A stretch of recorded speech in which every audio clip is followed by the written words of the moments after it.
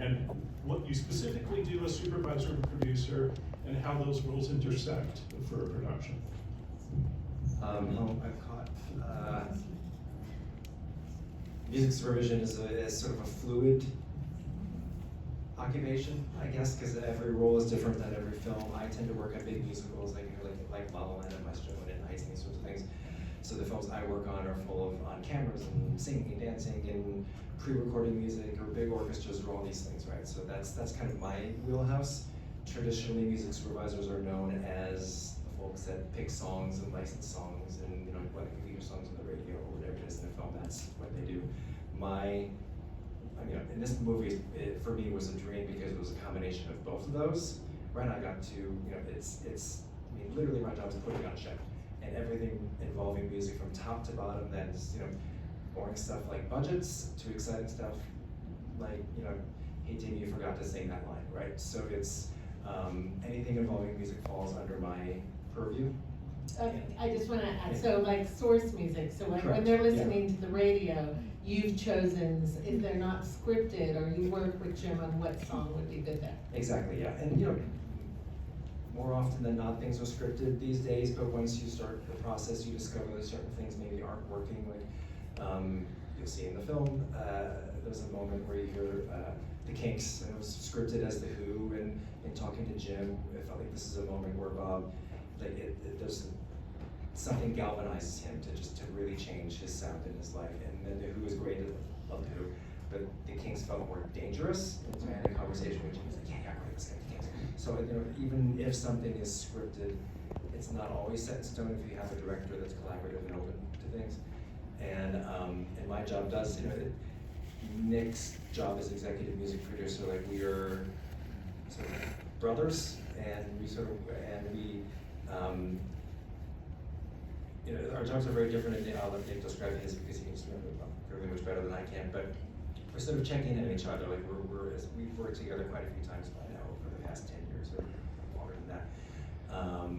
And he's just a great sounding board for musical choice. Like, hey, dude, what do you think of the Kinks? And he'll ask me, what do you think of this mix? So we sort of, you know, our jobs do overlap in some areas. So we're sort of, you know, we're always a team on set and in gym meetings. Because anything involving music, like a director maybe doesn't necessarily know what's going to fall on my plate versus Nick, so it's good for both of us to be there at the same time. So then Nick and I can go off and divide and conquer, basically. I have a question. Yes. I'm just learning. All right. We don't normally intersect, but I got to be with these guys on set every day, which is great. But are you in the studio with Nick and the actors when they're recording? Usually, however, for every actor has their own process, and Timmy is a very private person when he's recording, so I really wasn't around for too much of the Timmy stuff. But on most films, yeah, like I'm there co-directing vocals and whatnot.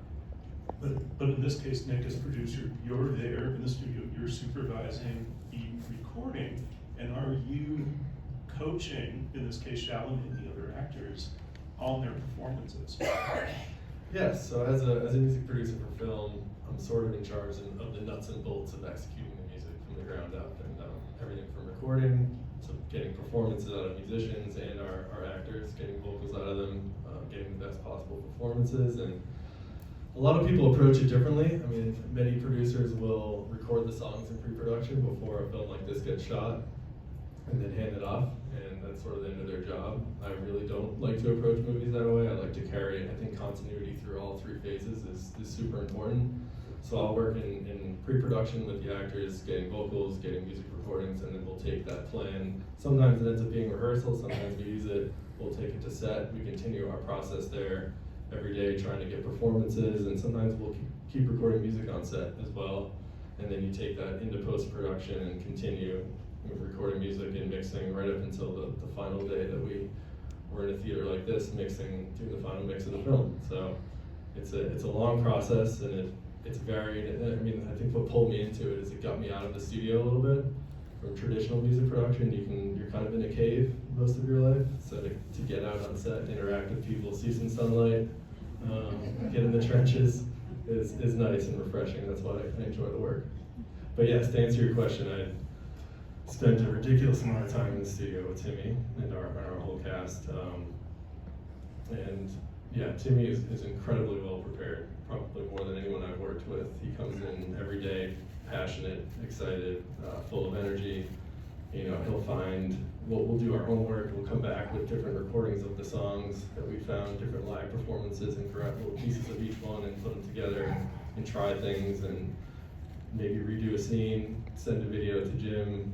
You know, we think the scene works better this way. It's a lot of collaboration like that, but we were lucky on this film to sort of have 2 shots at that. So we prepped for 4 months like crazy, thinking we were gonna shoot in August, and honestly, we weren't ready. We would have had to chase the shoot the whole time, but then, you know, there was a SAG strike, and we got to actually look through the whole script, look through every music scene, make sure we had the right song. Maybe this one's not working great, let's find 3 other potential songs for this, let's try them. We had time to try different songs. So grateful for that time. I think the movie's better as a result, but it was a long process. I have to add to that, I'm your third moderator. Please. So one thing that I want to point out to everyone is, we're talking a lot about Timothée Chalamet because he's playing Bob Dylan, but Monica Barbaro plays Joan Baez, Edward Norton who plays Pete Seeger, and Boyd Holbrook who plays Johnny Cash, all sang. They all sang and played their instruments. Was that a decision made from the get-go, and was that James Mangold as director's choice to, you know, say to contrast with something like maybe Bohemian Rhapsody, where you have Rami Malek playing Freddie Mercury, but we're hearing Freddie Mercury on the soundtrack. In this case, all the actors are doing the singing, and it brings a real, you know, it goes electric as a result, and it brings an authenticity to it. Was that set in stone from the start? Yes, Yeah. absolutely. I mean, it was the director from day one. He wasn't going to cast someone that wasn't up for that challenge, and they all had to play too. So it wasn't just you have to sing, you have to play. And I think a little bit of honestly like healthy competition between them, and that they would see footage of someone else playing. It's like, that's pretty good, I gotta step it up. And they all worked. They all can't just play, they can really play. Because you can do work to get by on set and look okay for one day on film. There's that kind of sort of preparation, and then there's the prep that we needed where you're comfortable enough with your instrument that you can improvise, we can change arrangements on set, we can try different things. They weren't beholden to a certain structure of the song, they could really play, and we could, you know, it allowed us to pull so many more levers than you usually can't pull. Yeah, and that's actually was Nick and my first task, is to meet with each of the actors, sort of assess their level of skill or not, and figure, okay, and here's the appropriate guitar coach for Monica, here's the banjo coach for Pete, like, because it's also matching personalities, right? Like Monica's going to be spending days and days on end in a room with this guitar guy, like they need to click, right? And But some also, personalities don't match. Monica told me that when we came back from the strike, because we shut down in July, and we came back in February, and she said if we had started shooting in July, she couldn't sing and play guitar at the same time. No. So she went away, and just in that 6-month period. Yeah. She had 3 different coaches working with her at different times, and we were sitting in a room one day, she's like, Tom Cruise just texted me and he's recommending a guitar coach. I'm like, okay, that's what happens. But one of the reasons, going back to your question about it being, doing everything live, if you go back and watch Walk the Line, Joaquin Phoenix is sort of framed here, right? You see his hand maybe up to down to his shoulders maybe. But in this film, Jim wanted to see full body, waist up, so it's really revealing, vulnerable camera angle for an actor with an instrument in their hands. Like, there's no cheating, right? We're not going to CGI fingers on a guitar, right? So they really needed to know what they were doing. And unlike other movies, like say La La Land that Nick and I worked on, for the piano scenes with Ryan Gosling, we knew, oh, Ryan only needs to know this much of the song because the camera's doing all this movement here. It's on his hands for these 3 or 4 bars, and then it's gone. So Ryan, you learn that part. That's it, right? But for this, all bets were off. We shot everything, and these songs are also really long songs, as you know, here in the sort of like, you know, like a Rolling Stone, 6 minutes, whatever. And so Timmy had to learn full songs on guitar and on harmonica, and it's just that is to me is mind blowing. And to start from, especially Monica started at 0, and now it's just Her voice is incredible. I'm gonna add one more thing. So Walk the Line, Joaquin Phoenix had never sung before either, and Reese Witherspoon either. So when I asked Jim initially, like, can Timothée Chalamet sing? He's like, it doesn't matter, because he can act. And he's always talked about how, and he's such a confident director, about how he, that, I mean, he's probably said that to you guys too, like, they can act, if they can act it, they can do it, and, Yeah, and actually, just to jump off that, I would say he sort of had to get away from traditional singing. Timmy was almost at a disadvantage coming off of Wonka because it was such proper singing technique. It's singing from your diaphragm, it's theatrical singing, it's correct singing, I guess. And he had to sort of unlearn, had to be done. And honestly, I think the vocals started to get better when he stopped doing too much vocal coaching, doing too much technical work, and started working more on diction and getting more into the character and sort of forget how to sing a little bit. We coined phrases like de-wonkify.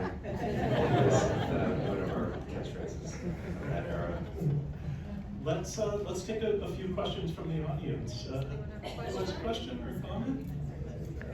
Right here. Well, first of all, just amazing movie. Kudos to you guys. I've seen it 7 times. So How many? 7. Wow, incredible.